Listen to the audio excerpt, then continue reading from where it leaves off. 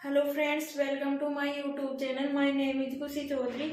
मैं आज आप लोगों को बीएससी एग्रीकल्चर फर्स्ट ईयर की सोयल साइंस पढ़ाऊंगी। तो सोयल साइंस मतलब स्टार्ट करने से पहले आज के चैप्टर में हम सोयल का इंट्रोडक्शन, इसके फॉर्मेशन के बारे में थोड़ा बहुत कुछ, और कि सोयल को नेचुरल बॉडी क्यों बोलते हैं, सोयल की ब्रांचेज, इडेफोलॉजी एंड पेडोलॉजी के बारे में जानेंगे। तो चलो मैं बताती हूँ सोयल की उत्पत्ति कहाँ से हुई है। सोयल वर्ड होता है ना, ये एक लैटिन भाषा का वर्ड होता है, सोलम जिससे मिलकर बना होता है, जिसका अर्थ होता है फ्लोर। कि सोयल जो वर्ड है ना, उसकी उत्पत्ति किससे हुई है? लैटिन भाषा के सोलम से, जिसका अर्थ होता है फ्लोर या फर्श। कि सोयल वर्ड कहाँ से आया? लैटिन भाषा के सोलम से, जिसका मीन्स क्या होता है? फ्लोर या फर्श। की मतलब पृथ्वी की ऊपरी सतह को क्या बोलते हैं? Soil. Soil solum, Latin word solum means floor या फर्श।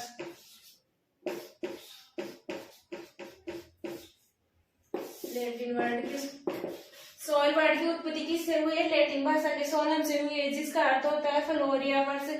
हम लोगों ने सोयल प्रोफाइल पढ़ रखी है, तो सोयल प्रोफाइल में हमने एक वर्ड सुन रखा है, होरिजन।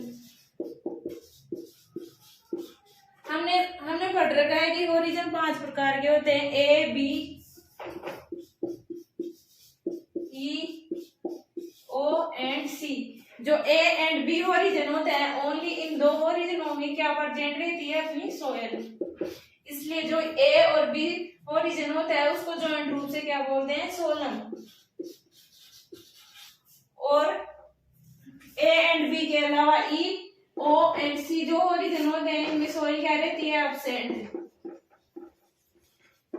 कि 5 ओरिजिनों में से only 2 origin A and B में सोयल प्रेजेंट रहती है, बाकी 3 में सोयल एब्सेंट रहती है। जो ए और बी ओरिजिन होता है, उसको जॉइंट रूप से क्या बोलते हैं? सोलम। और इस सोलम को क्या बोलते हैं? True soil. आ गया समझ में कि सोयल की उत्पत्ति लैटिन वर्ड सोलम से हुई है, जिसका मीन्स होता है फ्लोर या फर्श। सोलम किसको बोलते हैं? एक सोयल प्रोफाइल में ए प्लस बी ओरिजिन होते हैं, जिनको जॉइंट रूप से सोलम बोलते हैं, जिसका मीन्स होता है ट्रू सोयल। अब देखते हैं सोयल का फॉर्मेशन कैसे होता है।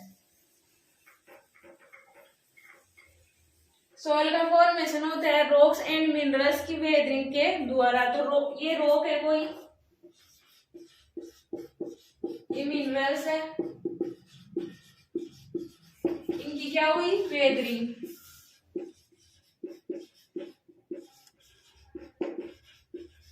तो फिर किसका निर्माण हुआ? सोयल का। ये हम कह सकते हैं कि सोयल का निर्माण कैसे होता है? सोयल का निर्माण होता है रॉक्स एंड मिनरल्स के वेदरिंग के द्वारा। सोयल का फॉर्मेशन होता है। वेदरिंग की जो प्रक्रिया होती है, ये 3 प्रकार की होती है। फिजिकल फर्स्ट, सेकंड होती है केमिकल, एंड थर्ड होती है बायोलॉजिकल। कि जो रॉक्स एंड मिनरल्स के वेदरिंग की प्रक्रिया होती है, वो 3 प्रकार की होती है, physical, chemical and biological. Physical में क्या आएगा? जैसे rainfall, temperature, climate, etc. Chemical में क्या आएगा? केमिकल्स, केमिकल की रिएक्शन के द्वारा।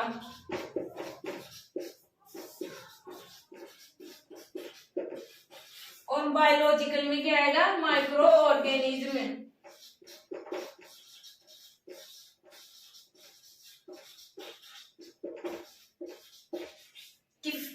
जो फिजिकल वेदरिंग की प्रक्रिया होगी, वो किसके द्वारा होगी? फिजिकल जो फैक्टर होते हैं उनके द्वारा। जैसे रेनफॉल रहा, टेम्परेचर रहा, कि जैसे हाई रेनफॉल होगा, ये कोई रोग है, इसके ऊपर काफी टाइम से बारिश हो रही है, काफी टाइम से होए जा रही है, तो फिर क्या होगा? ये रोग है ना, छोटे छोटे टुकड़ों में, पार्टिकल्स में टूट जाएगी। फिर ये पार्टिकल और छोटे छोटे पार्टिकल्स में टूट जाएंगे, और फिर इस प्रकार से सोल का निर्माण होगा। जैसे टेम्परेचर है, काफी टाइम तक ये कोई रोग है, इसके ऊपर हाई टेम्परेचर आ रहा है काफी टाइम से, मतलब कम से कम 100 साल से इसके ऊपर हाई टेम्परेचर है, तो ये हाई टेम्परेचर से क्या होगा? ये रोग टूट जाएगी छोटे छोटे टुकड़ों में।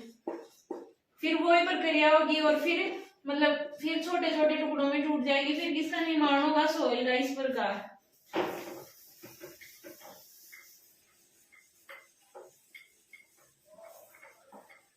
तो इस प्रकार वेदरिंग की प्रक्रिया के द्वारा सोइल का निर्माण होता है। तो अब वेदरिंग की प्रक्रिया और ये इसमें काफी टाइम लगता है।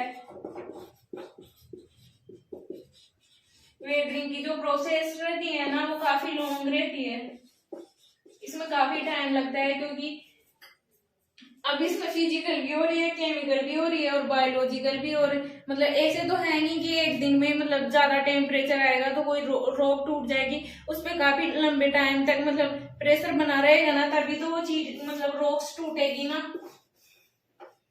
तो इस प्रकार हम बोल सकते हैं कि जो सोइल फॉर्मेशन की प्रोसेस होती है ना वो काफी लंबी चलने वाली प्रोसेस होती है और सोइल के निर्माण में काफी टाइम लगता है। इसलिए हम बोल सकते हैं कि 1 इंच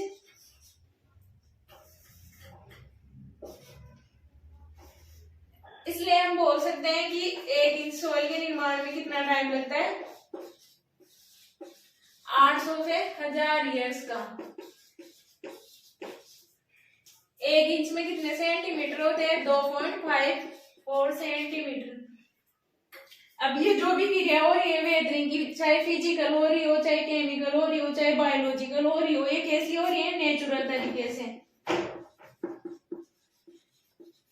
इसमें हम लोगों का कोई भी मतलब रोल नहीं है, इसमें हम लोग कुछ भी नहीं कर रहे आर्टिफिशियल तरीके से। सारा किसके द्वारा हो रहा है? नेचुरल तरीके से। सोइल का फॉर्मेशन कैसे हो रहा है? नेचुरल। तो हम सोइल को क्या बोलते हैं कि सोइल एक नेचुरल बॉडी है।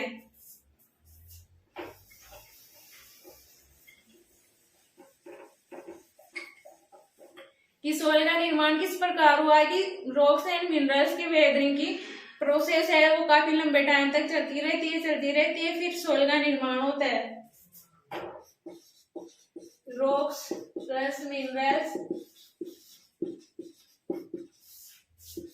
इसमें क्या होगा? वेदरिंग। और फिर क्या बनेगी? अपनी सोइल। इस प्रकार सोइल का निर्माण हो गया। अब काफी मतलब साइंटिस्ट आए अलग अलग, उन्होंने अलग अलग बताया सोइल के बारे में। किसी ने क्या बताया किसी ने बताया कि सोइल एक नेचुरल बॉडी होती है, तो किसी ने बताया कि सोइल तो एक डायनेमिक नेचुरल बॉडी होती है, किसी ने बताया कि सोइल तो एक न्यूट्रिएंट बीन होती है। तो चलो देखते हैं कौन से साइंटिस्ट ने सोइल को क्या बताया, सोइल की क्या डेफिनेशन दी। तो सबसे पहले एक साइंटिस्ट आए थे डॉक्यूजेव। ये जो साइंटिस्ट थे ना उन्होंने बताया कि सॉइल एक नेचुरल बॉडी होती है। सॉइल इज ए नेचुरल पिंड। Soil is a natural body.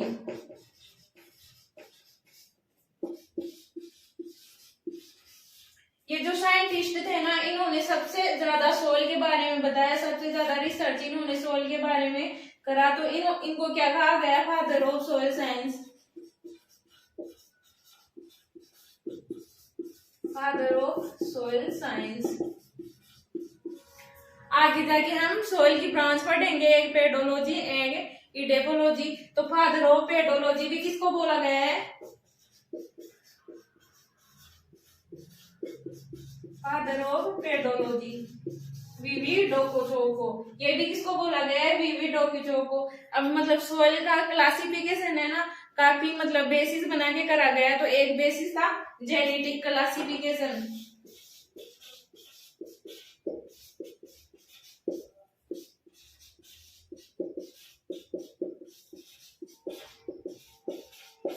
कि सोइल का जो जेनेटिक क्लासिफिकेशन था वो भी किसने दिया था? वो भी वीवी डोकोचोव ने दिया था।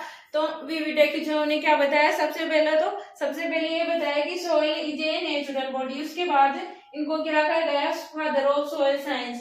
फिर क्या कहा गया? Father of pedology. और फिर क्या इन्होंने क्या करा? Genetic classification of soil. अब ये तो फादर ऑफ सोइल साइंस किसमें हो गए? वर्ल्ड में। अगर हमें पूछे कि इंडिया में फादर ऑफ सोइल साइंस कौन है, तो इंडिया में कौन है?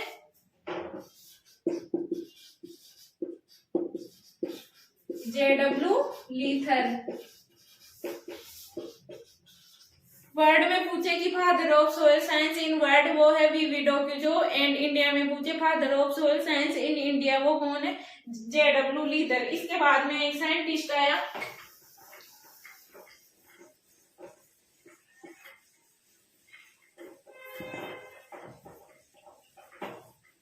इसके बाद में एक साइंटिस्ट आता है विटनी। उसने क्या बताया कि soil is a nutrient bin. Whitney ने क्या बताया, soil is a nutrient bin, soil is a nutrient bin कि मृदा तो क्या है, पोषक तत्वों का एक डिब्बा है।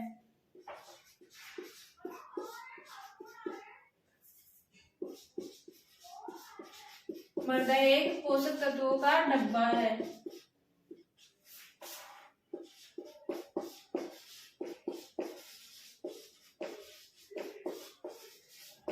तो चलो देखते हैं विटनी ने ऐसा क्यों कहा कि कोई भी प्लांट है, चलो एक ही प्लांट है,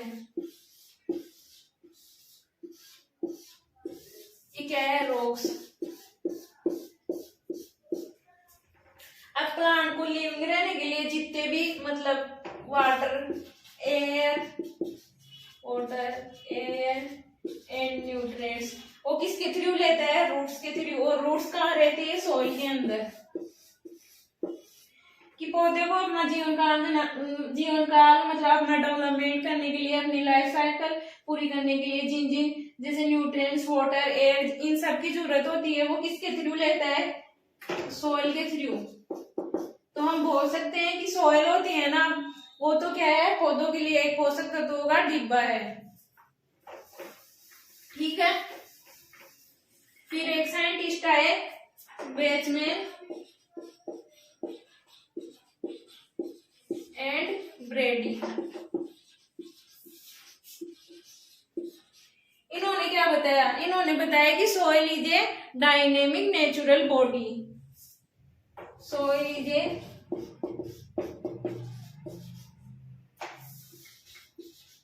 नेचुरल डायनेमिक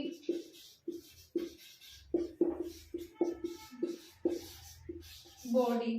तो डायनेमिक का मतलब समझते हैं, डायनेमिक का मतलब होता है लंबाई, चौड़ाई, ऊंचाई या उसकी गहराई। तो सोइल की लंबाई भी होती है, चौड़ाई भी होती है और गहराई भी होती है। तो हम सोइल को 3D बोल सकते हैं ना, इसलिए हम सोइल को 3D बोलते हैं कि सोइल कैसी होती है, 3D। कि सोइल की लंबाई भी होती है, चौड़ाई भी होती है और हम सोइल की गहराई को भी मेजर करते हैं। अब अपना फील्ड होता है ना, वो क्या होता है, आप मेरे को कमेंट करके बताना कि फील्ड 2D होता है या 3D।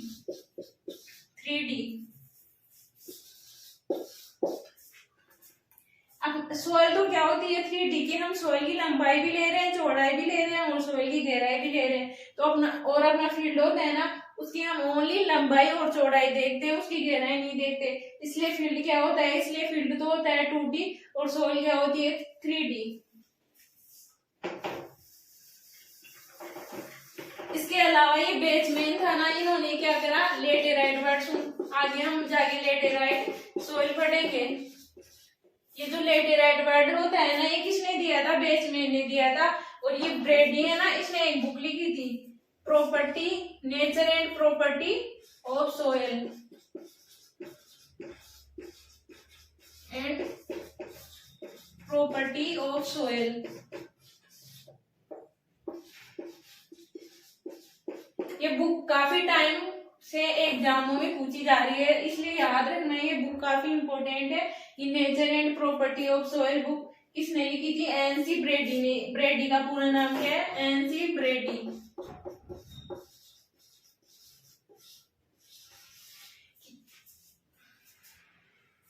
कि जो लेटेराइट वर्ड था ना, वो तो किसने दिया था, बेचमैन ने। और जो बुक है ना, nature and property of soil, ये बुक किसने लिखी है, एनसी ब्रेडी ने।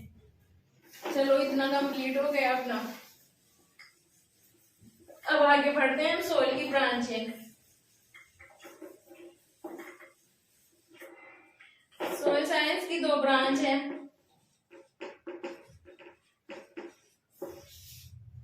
इसकी 2 ब्रांच कौन कौन सी है, एक तो है पेडोलॉजी और एक कौन सी है, इडेकोलॉजी।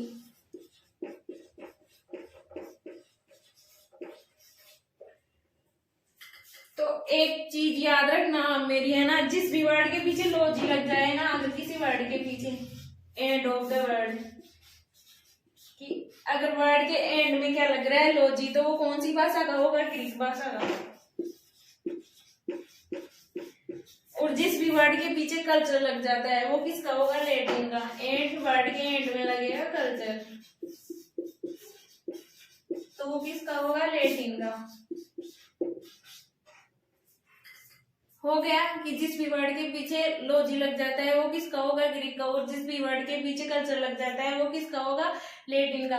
लेकिन हर चीज में अपवाद होते हैं, तो इसके भी कुछ अपवाद है। ये मतलब ये जो ट्रिक है ना, वो 99% तक ठीक रहती है, कि मतलब ट्रू रहती है। 99% जिन वर्ड्स के पीछे लॉजी लगा रहता है वो ग्रीक के होते हैं, और जिसके 99% जिस भी वर्ड के पीछे कल्चर लगा होता है ना, वो लैटिन का ही होता है। अब आप दो वर्ड सुनना मेरे से, एक होता है पोमोलॉजी, एक है ओलेरिकल्चर। ओलेरिकल्चर और पोमोलॉजी। पोमोलॉजी में ये पोमन है ना, ये किसका है, लैटिन का, और ये लॉजी किसका है, ग्रीक का।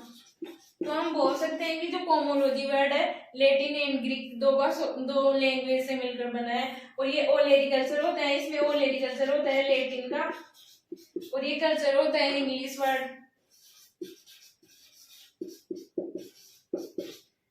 तो पोमोलॉजी तो हो गया लैटिन का एंड ग्रीक का, और ओलेरिकल्चर हो गया लैटिन का एंड इंग्लिश का। ठीक है, समझ गए। तो इसके पीछे भी क्या आ रहा है, लॉजी, तो ये भी किसका हुआ, ग्रीक का। और इसके पीछे भी क्या आ रहा है, लॉजी, तो ये भी किसका हुआ, ग्रीक का। अब चलो पेडोलॉजी को दो भागों में डिवाइड कर लेते हैं, पेडोन and लोगस।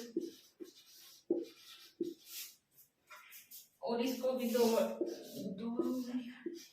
इडेफोन and logos. Pedology, pedon means soil, और इसका मीन्स क्या हो गया, स्टडी। उसमें भी वही सेम चीज, इडेफोन का मीन्स सोयल और इसका मीन्स स्टडी।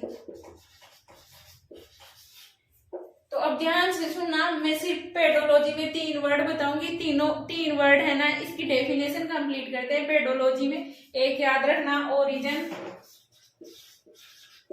ये किसके बारे में बताएगा, ओरिजिन। एक इसके बारे में बताएगा, क्लासिफिकेशन,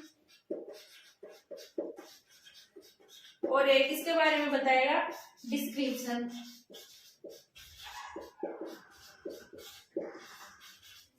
कि study of soil origin, study of soil classification and study of description is known as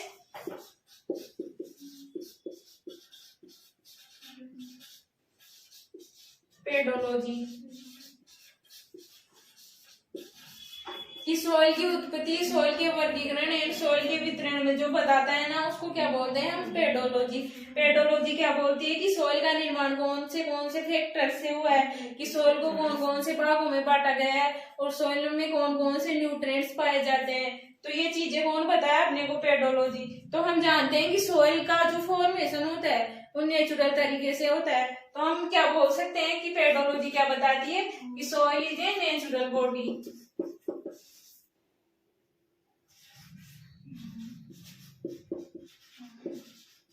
soil is a natural body. कि पेडोलॉजी क्या हो गई, कि सॉइल के ओरिजिन, क्लासिफिकेशन एंड डिस्क्रिप्शन के बारे में बताती है, कि study of soil origin, soil classification and soil description is known as pedology. और पेडोलॉजी के हिसाब से सॉइल क्या है, सॉइल एक नेचुरल मतलब बॉडी है। अब देखते हैं डेफोलॉजी। डेफोलॉजी में सिर्फ 2 वर्ड याद रखना, प्लांट ग्रोथ प्लस सोयल।